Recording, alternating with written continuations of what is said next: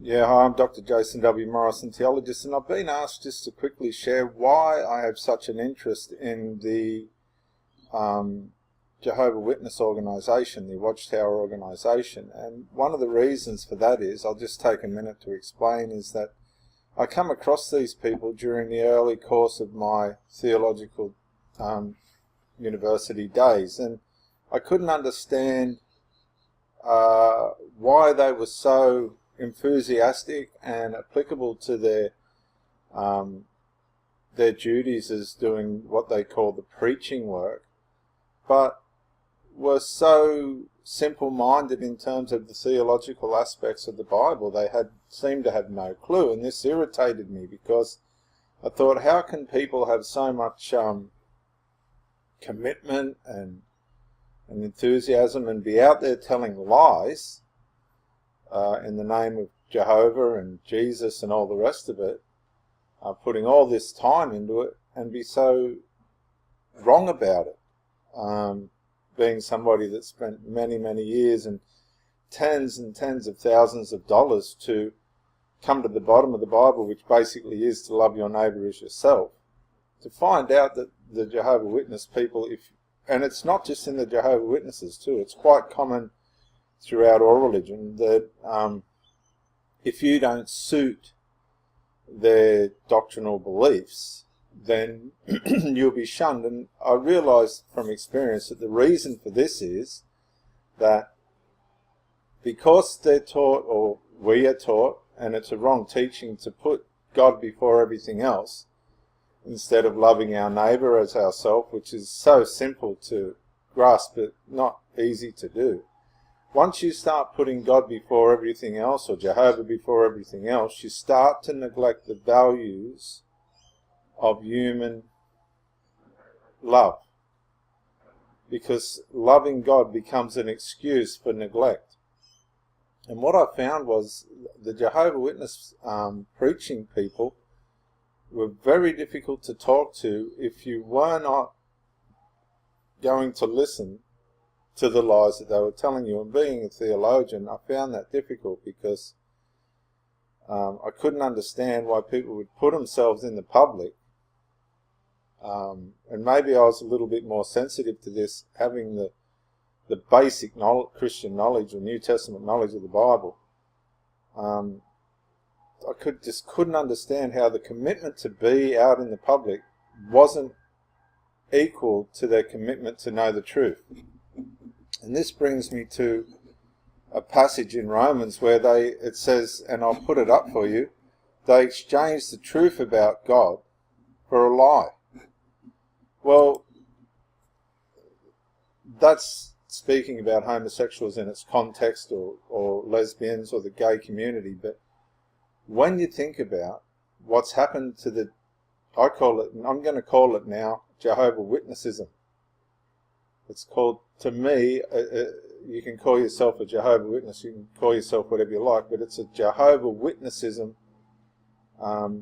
brand of beliefs, because it's a false cult brand of beliefs, in the sense that it is so simple to see how misguided and deceptive their beliefs are, that it's hard to comprehend how the people that are in that organisation cannot believe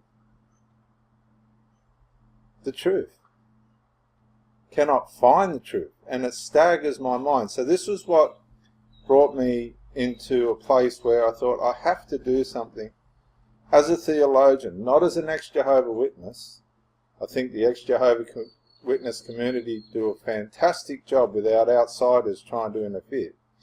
But my approach is, from a theological perspective, to try and, in an unabrasive way, but in a confronting way, reveal what the truths are and what the deceptions are about the Jehovah Witness organisation.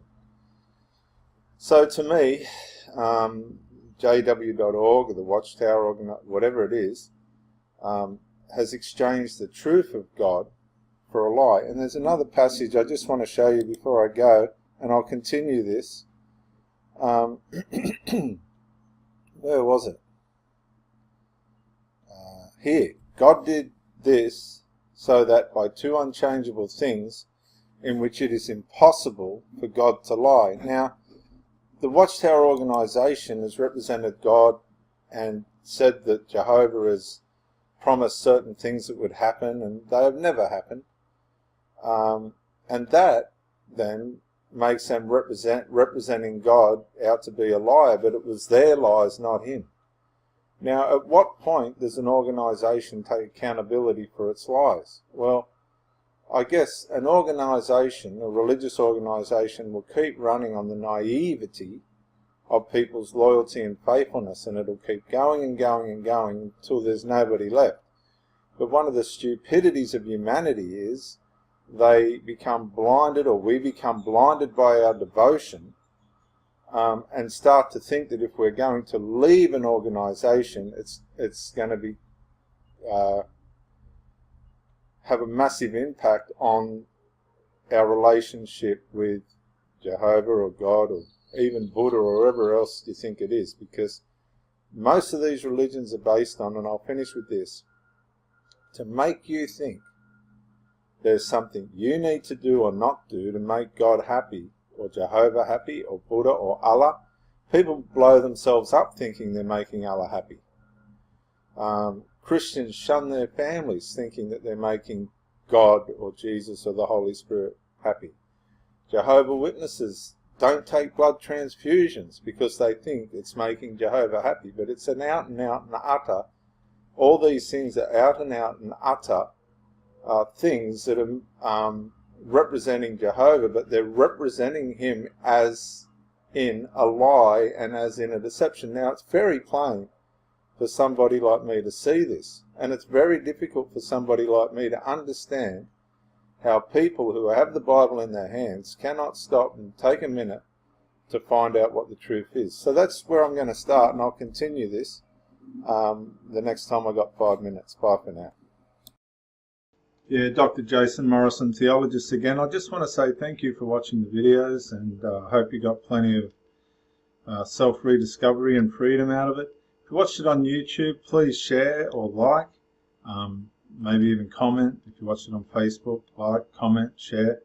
But most of all, get out and live. This isn't a rehearsal. You've got a one-off life.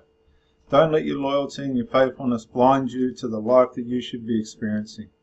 Till the next video, thank you for watching, and bye for now.